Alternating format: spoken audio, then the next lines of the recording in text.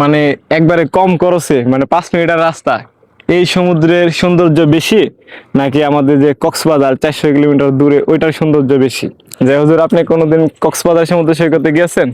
সবাই সময় পাইলে সমুদ্রের পাশে আসবেন মন শীতল করার জন্য।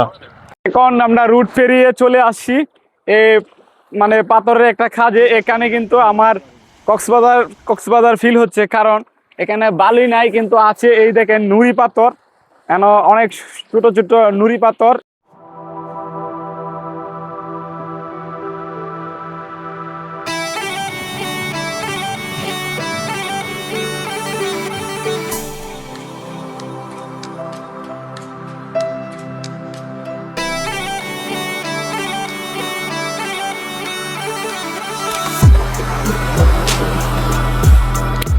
আমরা যারা বাংলাদেশের বঙ্গোপসাগর বা কক্সবাজার দেখে অভ্যস্ত, তাদের কাছে এই সৈকতটা বেশ আশ্চর্যের মনে হতে পারে।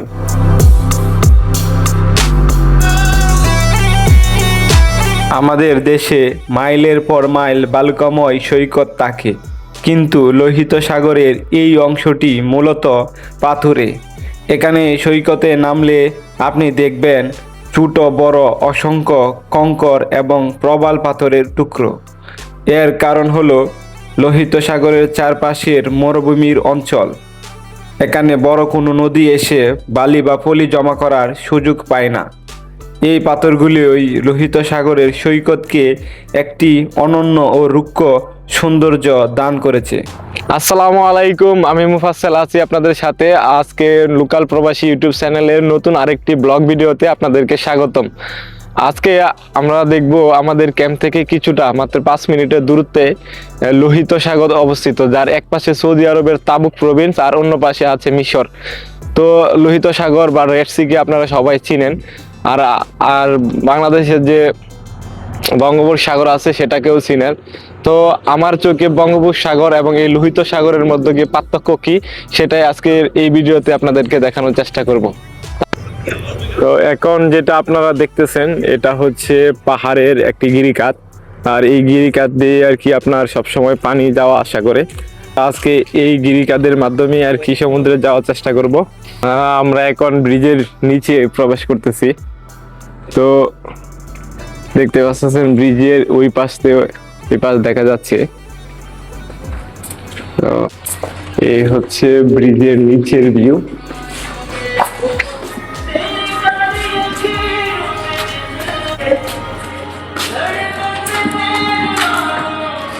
এখানে ভয়েস দিলে ভয়েসটা একটু রিফ্লেক্টিভ হয় আর কি। তো অবশেষে আমরা চলে আসলাম গুহার বাহিরে। আর এটা গুহা না, এটা ব্রিজ। এদিক দিয়ে বৃষ্টির সময় পানি টানি আসে আর কি। তো এই দেখেন বাহিরের দৃশ্যটা, আশা করি দেখতে পারতেছেন। তো সামনের দৃশ্যটা দেখেন, তো ওই যে আমার পিছনে একটা খেজুর বাগান আছে। তো এই জায়গাটা আমার কাছে মানে একবারে পরিচিত, সবসময় এখানে আসি, তো এই জন্য সবকিছু মানে নিজের এলাকার মতো পরিচিত লাগতেছে। তো চলুন, আমরা আর বেশি দূর নাই, আর একটা রাস্তা ক্রস করব। ক্রস করার পরে আমরা চলে যাব আর কি সমুদ্রে।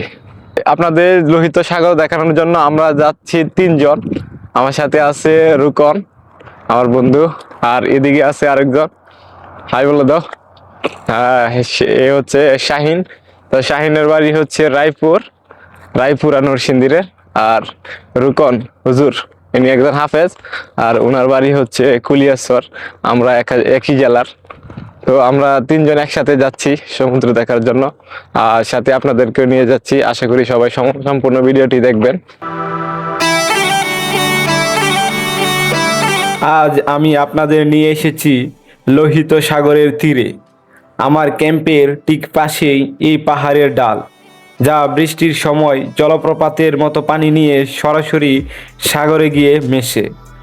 আজ আমরা জানব কেন এই সাগর পৃথিবীর অন্যান্য সমুদ্র থেকে আলাদা, কেন এই সৈকতে বালির বদলে পাথর, আর এর পানির রঙই কেন এত স্বচ্ছ। চলুন তাহলে ভিডিওটি শুরু করা যাক।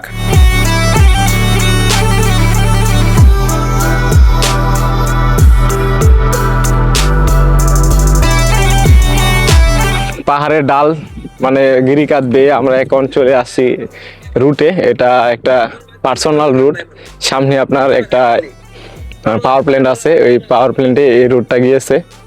তো আর বেশি দূর নয়, আর 1 মিনিটের মতো সময় লাগবে। আমার পিছনের পরিবেশটা দেখুন একবার, কত সুন্দর। আসলে সৌদি আরবে কিন্তু আমরা সবসময় কাজের জন্য আসি, তো কাজের ফাঁকে ফাঁকে এরকম সুন্দর জায়গাগুলোতে কিন্তু ঘুরতে পারলে সবসময় মনটা একদম ফ্রেশ হয়ে যায়। তো মাঝে মাঝে চেষ্টা করি যখনই সময় হয় এই ধরনের জায়গাগুলোতে ঘোরার। আর এখন থেকে নতুন করে চেষ্টা করছি আমি একাখানে ঘুরবো, আপনাদের সাথে নিয়ে ঘুরাই এবং আপনাদেরকেও দেখাই সৌদি আরবের লোকাল যে গ্রামগুলো আছে, মানে লোকাল যে শহরগুলো আছে, এগুলাতে আসলে কীরকম সৌন্দর্য। আপনারা হয়তো অন্যদের ভিডিওতে আপনারা দেখতে পারবেন যে শহরের চাকচিক্যময় শহর, মানে শহরের ভিডিওগুলো তো আসলে এমনিতেই ভালো লাগে, কিন্তু আমার ভিডিওতে আপনারা যা দেখবেন তা হলো সৌদি আরবের লোকাল গ্রামগঞ্জ এলাকা, শহর বাজার ঘাট কীরকম হয় এইগুলো।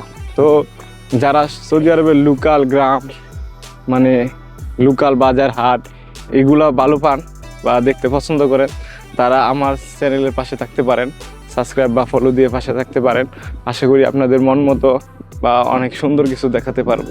তো এই হচ্ছে লোহিত সাগর, আর এই লোহিত সাগরই কিন্তু সৌদি আরব আর হচ্ছে মিশর, এই মিশর আর সৌদি আরবকে কিন্তু এই লোহিত সাগর আলাদা করেছে। এক পাশে সৌদি আরব আর অন্য পাশে আছে মিশর। আর এই সমুদ্রটা সামনের দিকে আপনার গিয়ে শেষ হয়ে গেছে, দিক থেকে আপনার নিয়ম সিটিটা শুরু, সেই দিকে গিয়ে শেষ হয়ে গেছে। আর এই সৌদি আরবের শেষ মাথায় কিন্তু আছে আপনার জর্ডান এবং হচ্ছে ইসরায়েল বা ফিলিস্তিন বলতে পারেন। ভাই ডালটা দেখেন, কারণ এই ডালটা আমি নিচে নামতে হবে। তো এটা হচ্ছে আর কি আপনার একটা খালের মতন ভিতরে আসছে। তো মেইন সমুদ্রেরটা আসলে আপনার একটু ভিতরে গিয়ে দেখতে পারবেন, যেখান থেকে ঢেউগুলো শুরু, এখানে ঢেউ নেই। তাহলে চলুন ভাই নিচে নামা যাক। ভৌগোলিকভাবে লোহিত সাগর একটি গুরুত্বপূর্ণ অবস্থানে রয়েছে। এটি মূলত এশিয়া এবং আফ্রিকা মহাদেশকে আলাদা করেছে। এর একপাশে সৌদি আরব, ইয়েমেন এবং জর্দান, অন্যদিকে মিশর, সুদান, ইরিত্রিয়া এবং জিবুতি। বাংলাদেশের বঙ্গোপসাগর বা কক্সবাজারের যে এরকম বিষ আমরা আশা করি সমুদ্রের নাম উচ্চারণ করার সাথে সাথে মানে মনের মধ্যে ভেসে ওঠে, আসলে কিন্তু সৌদি আরবের ম্যাক্সিমাম সমুদ্র সৈকতগুলো কিন্তু আসলে এরকম নয়। সৌদি আরবের সমুদ্র সৈকতগুলো এরকম পাহাড় বা সৌদি আরবের সরকার কর্তৃক বিভিন্ন পার্ক, মানে পার্ক ভিউ আছে ওইখানে, কিন্তু আমাদের কক্সবাজারের যে সমুদ্র সৈকতের বিচ ভিউ মানে অনেক লম্বা স্তর জুড়ে বালু আছে, এরকম নাই। আমরা কিন্তু আস্তে আস্তে মানে সমুদ্রের খুব কাছাকাছি যাচ্ছি, আমরা নিচে দিয়ে যাচ্ছি। সমুদ্রের যে একটা খাল আর কি আপনাদের ক্যাম্পের দিকে গেছে, ওই খালটা বেয়ে নিচের দিকে যাচ্ছি। আর সামনে হচ্ছে মেইন সমুদ্র। তো এখন থেকে কিন্তু আমি সমুদ্রের যে গর্জন সেটা কিন্তু এখান থেকে শুনতে পাচ্ছি।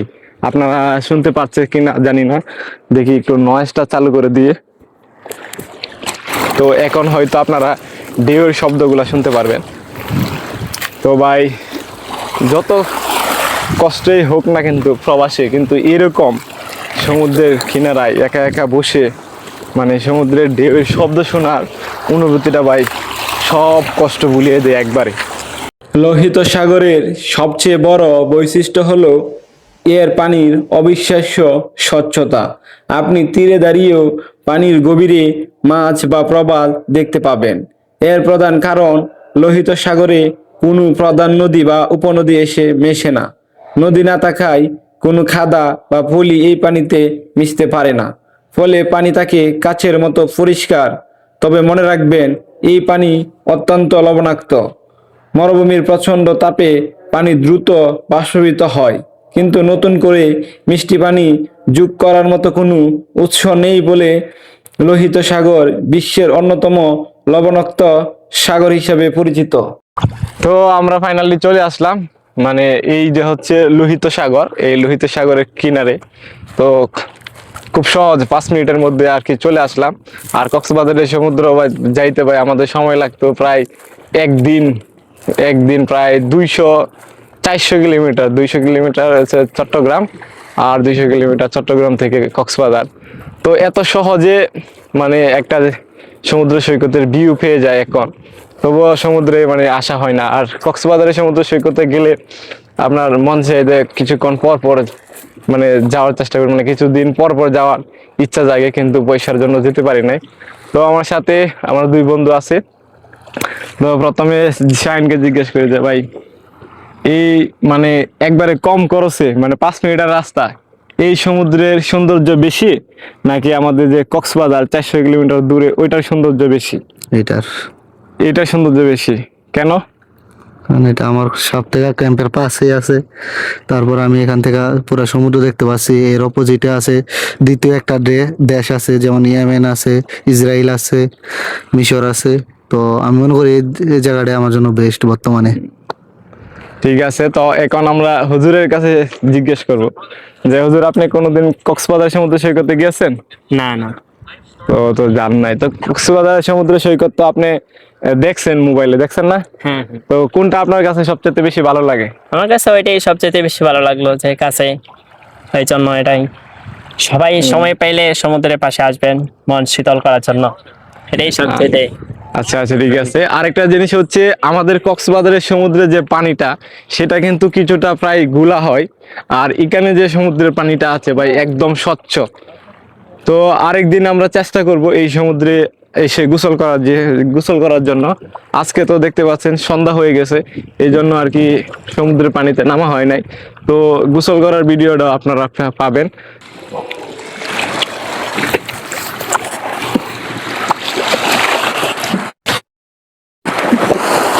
আমি এখন যেখানে আছি সেটা হচ্ছে আপনার তাবুক প্রভিন্সে, আর নিয়ম সিটির খুব কাছাকাছি।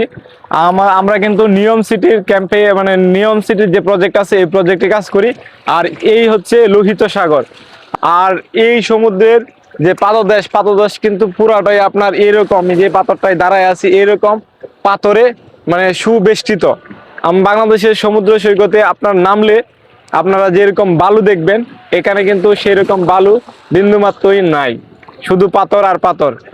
তাহলে মানে বাংলাদেশের যে সমুদ্র সৈকত আছে কক্সবাজার সেইটা বা বঙ্গোপসাগর সেইটা, আর এটার মধ্যে কিন্তু এইটাই পার্থক্য, যে এটার পাদদেশ শুধু পাথরে বেষ্টিত আর বাংলাদেশেরটা বালু। তো আপনাদের কাছে একটা প্রশ্ন, আপনার কোন সমুদ্র সৈকত বেশি ভালো লাগে, পাথরে বেষ্টিত সমুদ্র সৈকতের বীচ নাকি বালুর বীচ?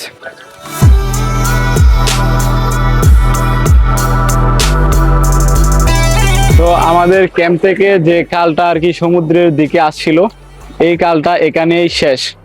আপনাদের যদি একটু দেখাই, দেখেন এখন কিন্তু পুরা মানে মাছ সমুদ্রটা এখান থেকে শুরু, আর আমাদের ক্যাম্প থেকে যে খালটা এসেছে সেটা এখান থেকে শেষ। তো এখন আমি চেষ্টা করব নিচে দিয়ে যাওয়ার, আর নিচে দিয়ে না যেতে পারলে মেইন রুটে উঠে যাব।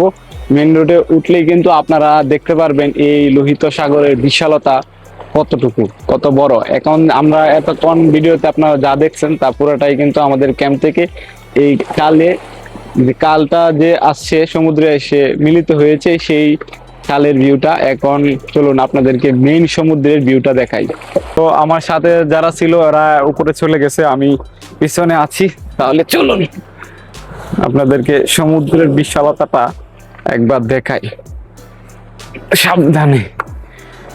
আর এখন কিন্তু প্রায় সূর্য নেমে যাচ্ছে, সন্ধ্যা হওয়ার টাইম হয়ে গেছে। তো সন্ধ্যার টাইমে কীরকম ভিউ আসে এখানে আপনাদেরকে সেটা দেখানোর চেষ্টা করব। সৌদি আরবের জন্য এই সাগরের গুরুত্ব অপরিসীম, বিশেষ করে বর্তমানের মেগা প্রজেক্ট নিয়ম এবং সৌদি আরবের পর্যটন কেন্দ্রগুলো এই লোহিত সাগরকে কেন্দ্র করে গড়ে উঠেছে। এটি বিশ্বের অন্যতম ব্যস্ত নৌপথ, যা সুয়েজ খালের মাধ্যমে ভূমধ্য সাগরকে ভারত মহাসাগরের সাথে যুক্ত করেছে। কি করো?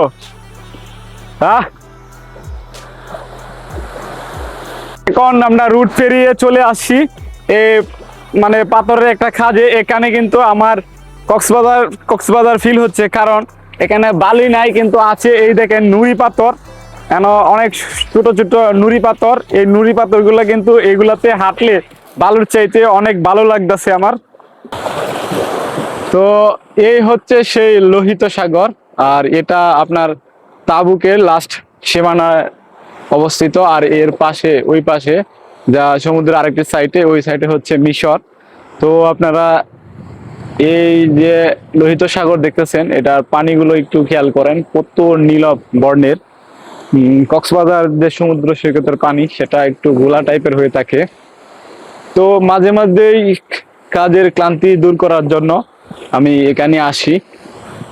সেই জন্য আর কি আজকে আপনাদেরকে নিয়ে আসলাম, আপনাদেরকে মানে দেখানোর চেষ্টা করলাম। আশা করি মানে আপনাদের ভালো লাগছে। তো যদি ভালো লাগে তাহলে আমার লোকাল প্রবাসী যে ইউটিউব চ্যানেলটি আছে ওটাতে সাবস্ক্রাইব করবেন। আর যদি এই ভিডিও আপনি মনে করেন আপনার অন্য কোনো বন্ধুদের দেখানো উচিত, তাহলে অবশ্যই শেয়ার করবেন। আর যদি ভালো না লাগে তাহলে বলবো যে দেখতে থাকুন, দেখতে দেখতে অবশ্যই একদিন ভালো লাগবে। তো আজকে এখান থেকেই বিদায় নিচ্ছি। খুদা হাফেজ, টাটা। আমার সাথে দেখতেছেন আমার বন্ধু আশিক, মানে হুজুর, খুব আশিক মানুষ উনি। মানে সমুদ্রে আসার পরের থেকে ভাই দেখতেছি উনি কি জানি কি মানে কুড়াইতেছেন। কিছুক্ষণ পর পর ঝিনুক, শামুক আর কুড়ি, সুন্দর সুন্দর পাথর, মানে এগুলো কুড়াইয়া পকেট পুরাই ফুল করে ফেলছে। যে না আমরা সৌন্দর্য উপভোগ করতে আছি, যে এখানে হুজুর তার বুঝলেন হয়তো ওনার কাছ থেকে ওনার জন্য অনেক উপহার টুকাইতেছে।